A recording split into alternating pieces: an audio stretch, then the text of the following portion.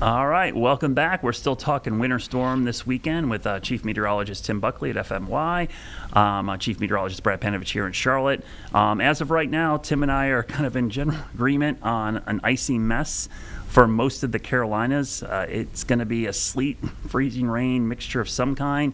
There's still uncertainty, folks. It's only Wednesday. We'll try to answer as many questions as we can for you tonight.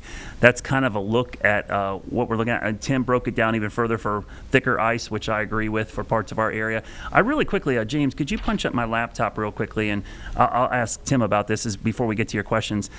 Tim, you made a good point about, we got a lot of questions yesterday about, it's going to miss us or move here or whatever. I wanted to bring this graphic back up because this is the chance of moderate winter storm impacts. Moderate impacts, not minor, not just winter weather areas, moderate impacts from 1 a.m. Saturday till 1 a.m. Monday. And if you look carefully, it might be hard to see. I'll zoom in. Charlotte has a 90% chance of that happening. And Tim, you're lucky. You have a 95% chance of that happening up in your area. Oh, boy. So that just kind of shows you. I think people think it's missing us or it's changing. The impacts really aren't changing. What's causing the impacts, I think, are the big change. It's gone from a little bit of snow, maybe more snow in a few spots, to really ice. But we really want to emphasize the fact that this is still going to be a very impactful storm for our area. So I just wanted to pass that along because I did think that was stunning because the chances of high impacts or moderate impacts have actually increased, not decreased, even with our changes overnight. So Tim, let's get right to our first question. James is going to punch him up. Hopefully you'll be able to see him as well, and we'll try to hit this all together. So why don't you take the first one, Tim? Go ahead and hit this one. All right, so the question is from somebody. Are areas that lost power for several days during Hurricane Helene likely to lose power this time as well? That's a great question. Yep. These are mostly, of course, our mountain community friends. To me, it looks like there, of course, is that chance that you could lose power pretty much anywhere in the Carolinas with this storm. But I would think that for the mountains, I'd mostly be concerned with, the south-facing parts, southern Appalachians, not so much like the Boone and Blowing Rock areas per se, but maybe more so like think about Asheville and the surrounding hills and Brevard and those areas. That might be where you are able to, or unfortunately could see some icing and maybe especially in that upstate South Carolina area too, around Greenville, Spartanburg, and those mountains. What do you think? Yeah, I was going to say that I think the upstate, because one of the hidden things about Helene we forget about was all the wind damage in the upstate of South Carolina as Helene passed over, and they lost power for a week down in like Greenville, Spartanburg, and those areas. That might be an area that gets some significant ice as well. You brought up a good point. There's always those favored ice locations, Upper Caldwell, Burke County, McDowell County, Rutherford County, Wilkes County, the Yadkin Valley. There's some hidden spots up there where the cold air kind of sits, and you get a little bit of upslope, which helps cool it as well. So those areas in particular, I would watch carefully. And one of the interesting things about freezing rain is sometimes lighter freezing rain causes bigger issues than heavy freezing rain. Yes. And what I mean by that is rate. When you get big raindrops or heavy rain, it can't freeze because it's so heavy it runs off. We talked a little about this yesterday. Freezing drizzle or mist over a long period of time actually accumulates much quicker on elevated surfaces and can cause big time problems. The other thing about freezing rain, and this is one of my favorite science things, is the latent heat release. So freezing rain is a self-limiting process. What does that mean? Well, think about how you boil water, right? What do you do to boil water? You add heat to it, right? If you want to freeze water, you got to take heat out of the water. Well, when you take heat out of the water, which is the process of freezing, where does that heat go?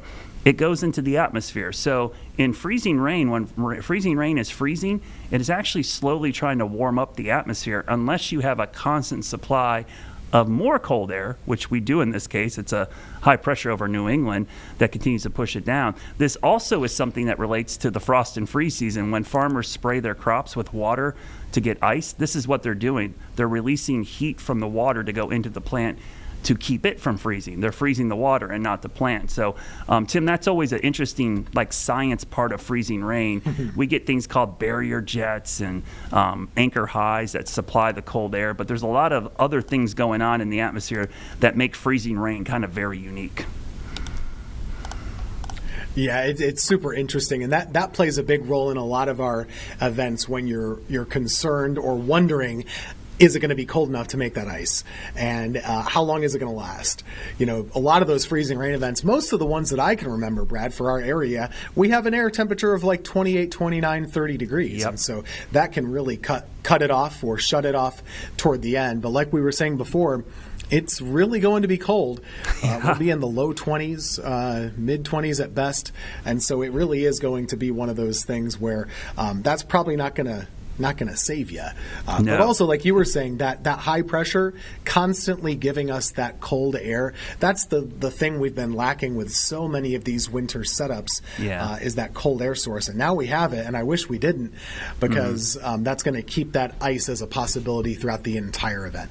Yeah, I wish it was like a transient high, which was moving away. And unfortunately, it looks like that cold air in eastern Canada and New England is just sitting there for a while.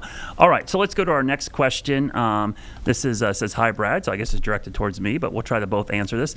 Unfortunately, I'm a healthcare worker, and I'll have to make it to Gastonia for work Sunday morning. Do you know if there's a plan on salting the roads? I'm debating avoiding the highway. These drivers are crazy. No lies there. But I'm worried back roads won't be taken care of either. Wow. This is actually a pretty good question. And it's always a tough one, Tim, because I don't know what DOT's doing in this situation. I know they're probably going to try to pre-treat roads. And in this case, they're probably going to try to salt the roads. While I do think the main roads are treated better, I like driving on the back roads better because it's slower speeds and less elevated roadways than the interstates. Yeah. So when there's a situation like this, even I drive home on back roads because I feel like I can control that situation a little better, even if they're covered with snow or ice. It's a good question, and it we can never totally answer this for you. This is all based on your comfort and your experience with these type of things. But I tend to agree with you. One of the things I like also, if you have to drive in a really horrible winter situation, if you're on a back road, highways are limited access. And so if you get stuck and you're a couple miles away from an exit, that's not a great situation. Yes. If you're on a back road, there might be a side street, there might be someone that lives there. You might be able to find help. And so those are other things to consider.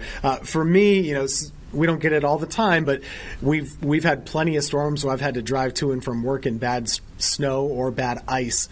I try and think of my whole route and think about avoiding hills, avoiding sharp turns, like all of those kind of things.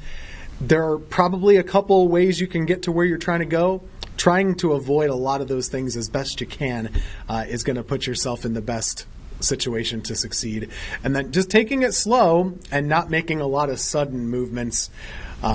Someone said, imagine there's a big pitcher of sweet tea in the passenger seat, and you're trying not to spill it. Yes. Right? So you're just going to go very smooth and steady. Yeah, herky-jerky motions, whether braking, steering, accelerating, all that stuff's bad on ice. You want to go as slow as possible. Yeah, it's funny, Tim. I was telling one of our EPs today that same thing. She was worried about getting, and I said, I would take the route with the least amount of hills, as you mentioned, and the least amount of elevated road surfaces. If you have to go 10 miles an hour the whole way, that's great, but at least it's relatively safe. But yeah, traveling's always tough. You're like me, Tim. You grew up in the north. I've never stayed at the station in 23 years for a winter storm or got in a hotel. I always go home. Now, does it take me the normal 15 minutes? No. Sometimes it takes me a lot longer, but I feel comfortable going home if I know the route, and I'm very steady. I actually like it in winter weather because usually nobody's on the road, so I feel like I'm good to go. I worry about other drivers more than myself. But ice is one of those things sometimes. Man, four-wheel drive, truck, it doesn't matter. I always laugh when people say I have four-wheel drive. Well, you have four-wheel skidding now as well. That's all you have because ice doesn't really care. It's great in the snow to have four-wheel drive, but on ice it really honestly doesn't matter. Yeah. So our next question here is, what would you expect road conditions to be like mid to late next week? And Tim, this is a great question because you hinted at this. Next week, there's a whole second part of this system which isn't directly related to the precipitation, but boy, the Arctic blast next week is no joke. This could be the coldest year we've seen in many years as well. Yeah, I'm worried about a lot of us, maybe not everybody, but some people are going to have low temperatures get into the single digits on Tuesday morning. And that's the air temperature. And that happens. The last time I remember it happening significantly was that Christmas Eve a couple of years ago. And we had a lot of frozen pipes and a lot of big problems. And I think we'll have that this time as well. So the question is, what about the road conditions? Well, if you have accumulating sleet and accumulating ice and it's on the road, you're needing to rely on the sunlight mostly to melt that away, because we're not going to be very much above freezing into next week. And the ground temperatures, I don't think, are going to help you out all that much either. So that's going to be a bit of an issue. I think probably through at least Wednesday, if not beyond, especially on the shady side streets. Yeah, I was just going to say, those neighborhood streets with trees and shade, there might be parts of your neighborhood that don't thaw out until late week because it's so cold. So, yeah, there could be lingering issues for a while. And that's also why it's going to be hard for the DOT crews. You know, they like to use salt when it's kind of within 5 or 10 degrees of freezing. Some of these nights in the single digits and teens, regular good old-fashioned salt doesn't really do much at those kind of temperatures. You need some sodium chloride out there to help out, and I don't know if they have a lot of that. So we're going to take a quick break, everybody. We'll come back and answer some more of your questions. If you didn't get one in, you still have time. 704-329-3600. We'll try to answer them here coming up in the next couple of minutes. But stick around. We got to take another break.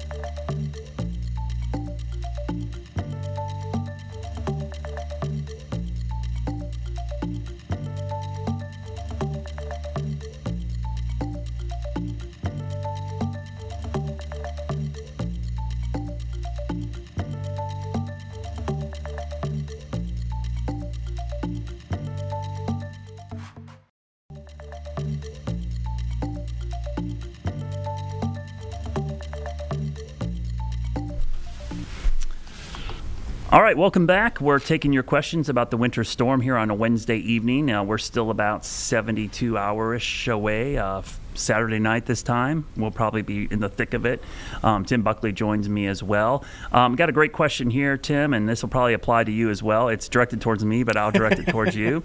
Brad, when are you putting out your maps? That's a great question because I am thinking about tonight at 11. If I don't do it tonight, Tim, it probably will be first thing tomorrow morning.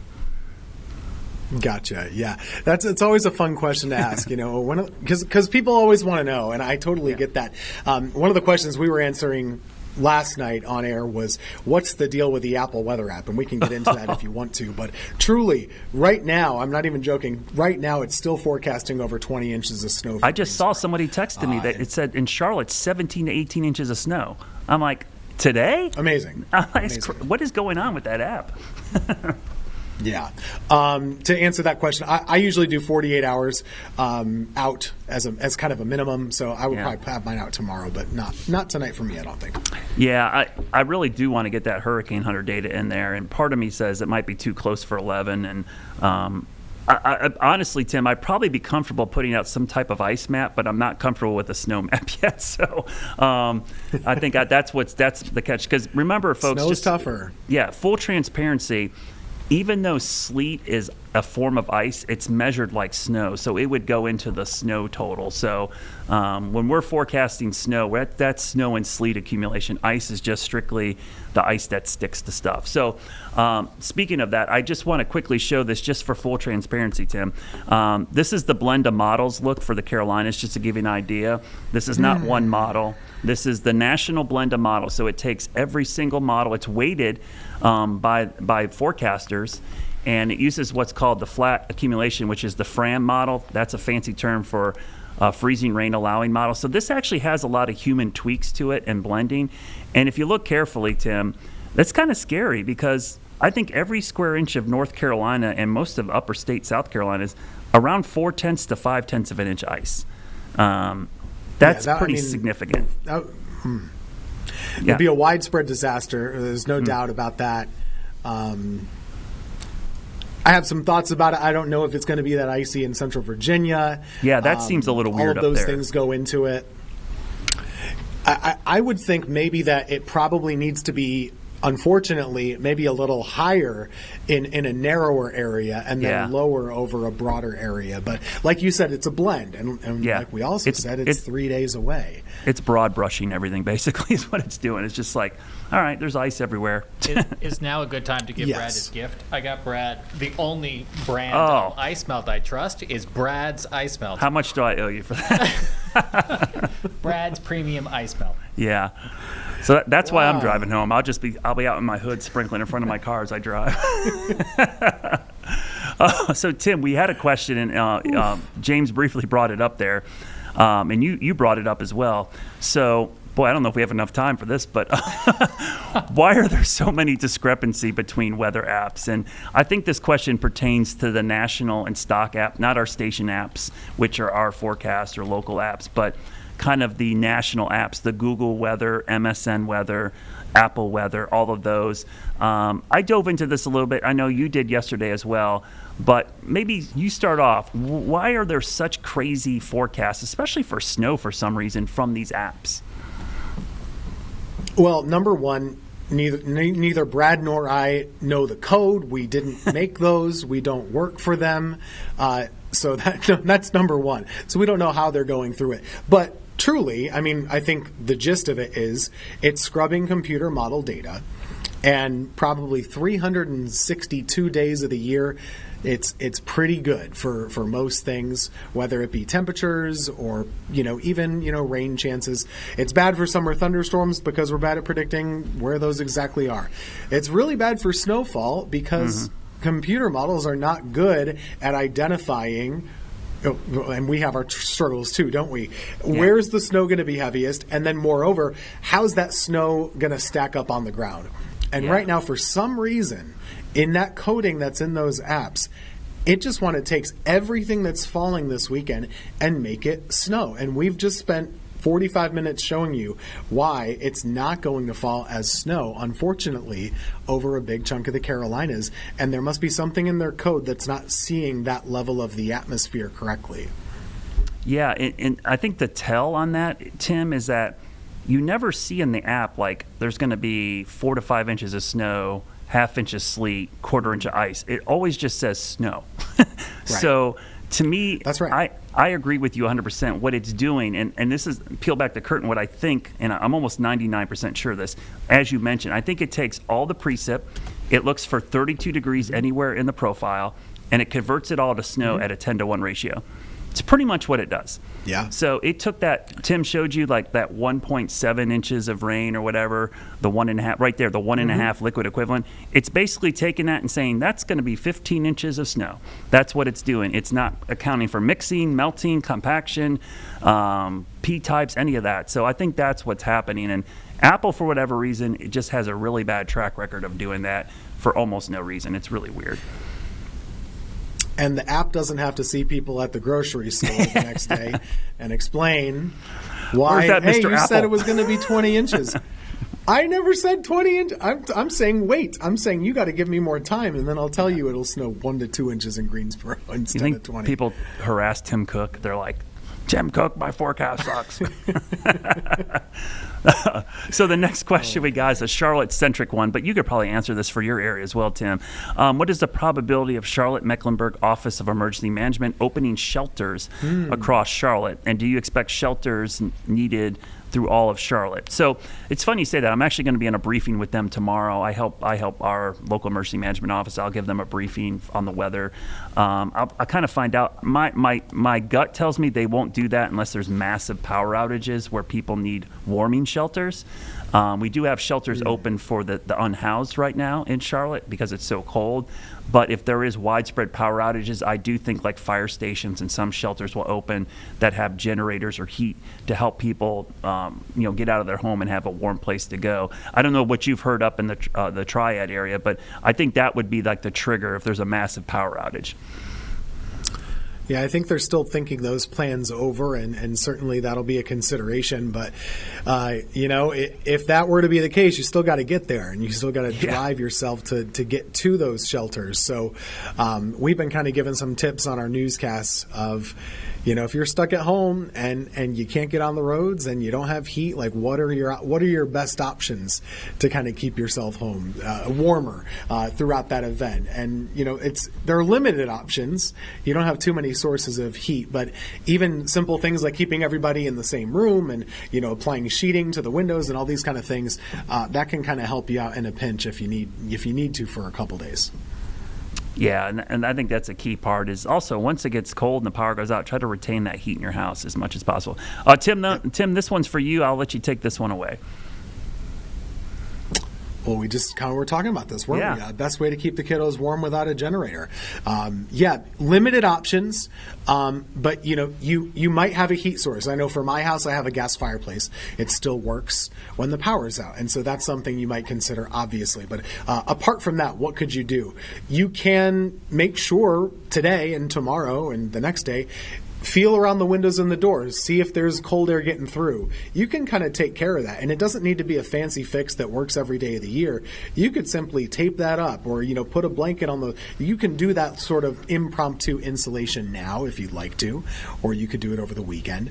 But even just like huddling people, someone brought up the silly idea, especially with the kiddos. Do you have a tent? Do you go camping ever? Well, why don't you set up the tent in the living room? Yeah. That's going to keep everybody warmer, and the kids can have a little sleep over there. You can build little forts like with blankets and cushions. All of those things will help. Now, you're going to have to bundle up. It might get down in the 50s in the house or worse, but that's something you can do. Yeah, and I think a good point, and I bring this up all the time, the difference between being uncomfortable and being dangerous are pretty different. It might not be great. It might be chilly in your house. But that's right. Like you said, if it's in the 50s, I think most people would say that's pretty cold in my house. But that's survivable. You can get through that with clothing. And you'd be surprised. Houses retain heat if you keep them sealed up pretty well because you're generating heat and things in your house are generating heat. You just got to trap it. It's like wearing a jacket, right? Jackets do a great job when they trap the heat of your body. Trap that stuff in your house. That's probably the best thing you could do. Our next question is a good one because we were joking about this earlier, Tim. Do we need to store water in our tub? And the reason we were joking about this, the stores here are like sold out of bottled water. And I was like, why are people buying bottled water? The snow and ice is not going to affect the water supply unless you have a well that needs a pump that's powered by electricity to get it up. City water supplies are going to be fine. Your faucet will still work. In fact, you probably want to drip it and keep it running during this cold snap, but you're going to have plenty of water. That's not going to be the issue. The only thing, I think that's right. The only thing I was thinking, and this will be something we talk about, I guess, when it comes to if you lose power in the house. Yeah.